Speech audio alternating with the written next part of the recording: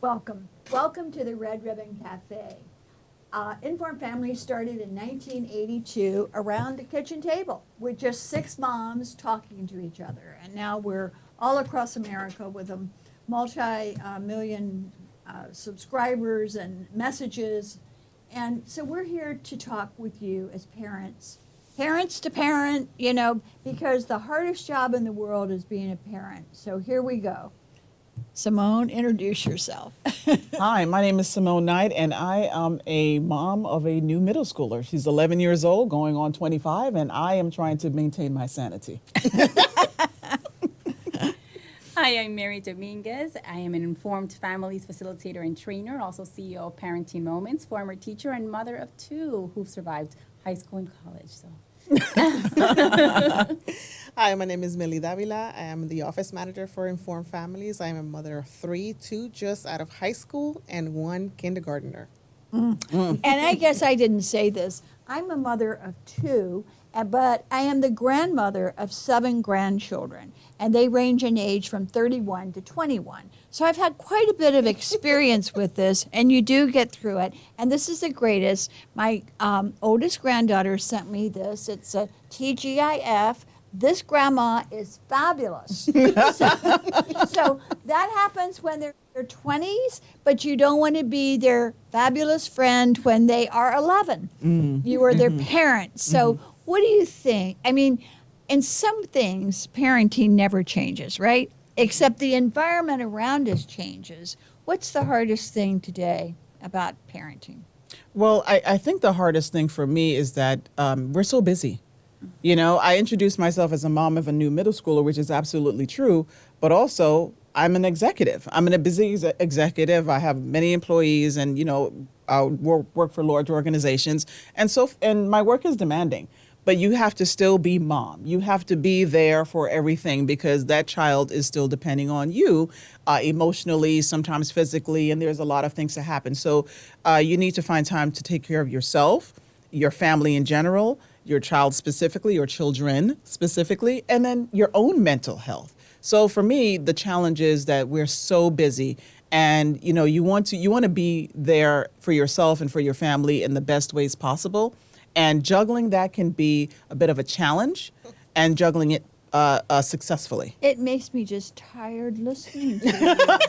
I mean, it's absolutely exhausting. And so that's a big part of it. We're putting a lot of pressure on ourselves. One of the things that I see today, and maybe it's the selfie, everyone's supposed to be perfect. Well, I don't buy that. Nobody's perfect. We have good days, we have bad days, we have moods. And so Informed Families, I think, is trying to help people loosen up, not expect yourself to be perfect, to love yourself. And also that relates to, dealing with your children and grandchildren. And I will tell you, it was a little easier even with the grandchildren. And when they were here, every now and then, I would smack their hand. I said, don't touch my radio. So, you need to be real. If I had to say something about how do we help, okay, Mary, that's a good one. How do we help parents relax and be more real? Without alcohol. Yeah, without alcohol. In the same sentence. Coffee. That helps. I think that's a fabulous question, and everyone's different, and that's, it's so important to find what's really going to work for you. And that's why there's so many, there's videos and you read it in magazines, you read books, self-help books that talk about different ideas that you can learn to unwind because you have to learn. And everything, one thing might work now and it won't work. You may say, okay, how many tubs do I have in my house? How many baths can I take? Because they tell you that might work. And sometimes you want to just drown yourself underwater. But Informed Families is there for that, right? It's creating that community of other parents that, I remember this saying, that's vulnerability, your power lies in your vulnerability. It's just being able to say, look, keeping it real, this is what's happening. And so often, just like kids, feel judged, I think parents, we feel judged. Absolutely. It's like, I have to compete with the Jones. Like, everything seems that her family is just so well. Like, I don't want to share and say that I'm going through this. But then who do we talk to? I call that the Instagram family. right? Because, Instagram is filled with a lot of things that are really not real. They're not, there's a filter for everything, And so I think in that way, there's like a family filter where one thing, the way it appears at the front door or maybe at the sidewalk is not necessarily the way things are happening internally. So you really have to just focus on your own family. And, in terms of relaxation, there's a lot of these meditation apps, mental health apps, yoga studios are how filled. about just play a game with your children? And you know what I realized? Is that relaxing though, Peggy? No. Well, I don't let my grandchildren beat me, so maybe not. Maybe not. No, I think it is relaxing because it's real. But when you were describing the Instagram family, how's that different from Leave It to Beaver? No, same. Absolutely. Same thing, different Error. era. Yeah. Pretend like you're the perfect family. Well, I don't think one exists. Yeah. I mean, that's a joke. And someone where they used to say, "Well, Peggy's dealing with those dysfunctional families," and I'd say, "All families are dysfunctional at some Every point." single one. Yeah, every Yes. single one. So that helps us to be more real with each other, and I think that takes a lot of pressure off of us. What do you think, For Melanie? me personally, it's the time issue. When do I get to relax? It's funny because yesterday someone actually shared with me a post about today I just don't want to do anything. There's a song about that. And moms can actually, and it was written by moms, and it said, I don't want to cook, I don't want to work, I don't want to, and it was a whole list of I don't want to do. And it is okay to have a day like that Yeah. and just to rest. That was the whole point. At the bottom it said, you can rest. Yes. And, sometimes having my kids now, some working and now one in kindergarten, there are days where I do work from home. And if I take a sick day, okay, I can take a sick day and everyone's out of the house. Mm-hmm. So I have a few hours where I can actually do nothing. Yeah. However, the day goes on. You have to work. You have to cook. You have to, and then everybody, and it just goes right back to the same thing of not feeling that, did I rest today? Did I actually rest today? Then there's that phone. Well, let me see what's going on. And you don't put it down. And you get sucked into Yeah. it. Right. My daughter actually said to me one time, I said something about, relaxing or just chilling in the afternoon. And she says, okay, so that means that you're working.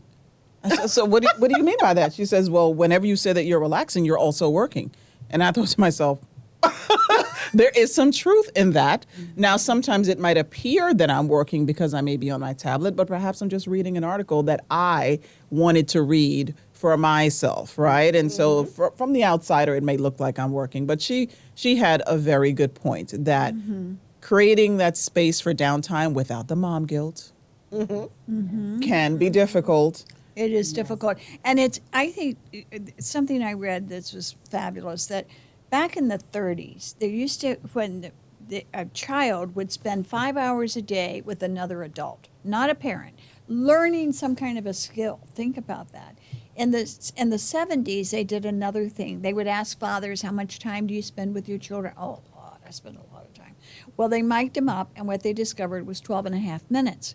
And out of that 12 and a half minutes, they spent, did you brush your teeth? Did you do this? Orders. Did you do that? So that's the worst thing. But today we're so fast. Everything is so fast. It's learning to slow down and then practice the presence. And here's what your children, they're watching.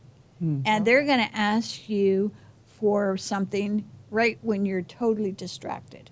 And so that ability to learn to say, no, I'll get back to you. You don't have to give people an answer the moment they ask you. I think that's a good, interesting look at today's society in general for the instant gratification. You just want to get to that next thing, check that box. Let me answer the question and move on to the next thing, right? Instead of taking a moment to say, I'll come back to you. Or I see what you did there, and you see that I'm busy. Right? Oh, that's perfect. I'll get to you later. And this was interesting. I was on a Zoom call with a bunch of my college friends, and one said, oh, well, she only answers email. And then the other person said, oh, well, that's much too slow. That's in my group. Think about that. She only answers email. That's much too slow. So we have to slow down some, and we have to be able to say no.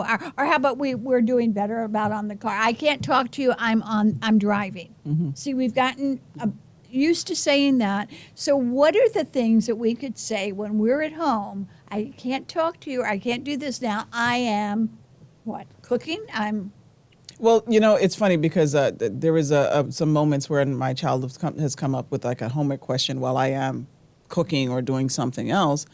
And I look at my husband and he's over there watching television. And I have to turn to her and go, do you remember that you have two parents? Yeah. Right? Yeah.